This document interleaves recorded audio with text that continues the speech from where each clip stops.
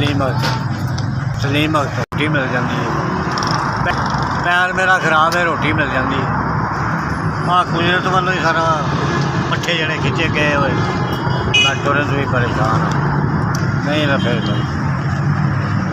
इतने होना गुजरा वाले मैं इतने होना कारोबार गुजरा वाले नहीं है। इतने होना मैं एक पास बह के रोटी अपनी रोटी मार 300-400 रुपये का माल भी किसी का कोई लिया के देना, मैं पैसे वट के महीने बाद देना की करिए यार, कोई गुजारा नहीं होता ना। बहुत खराब है,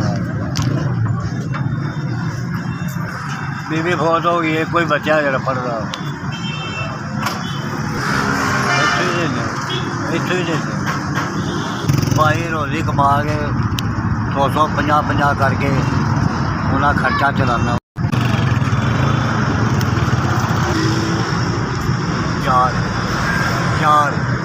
4,000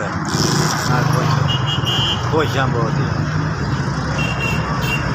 4,000 मिले। मैं वो वास्ते दुआवां सारी जिंदगी वास्ते मैं करा इंशाअल्लाह ताला ने हुक्म देगा जिन्ना भी भेजे इंशाअल्लाह ताला दुआ होनी चाहिए।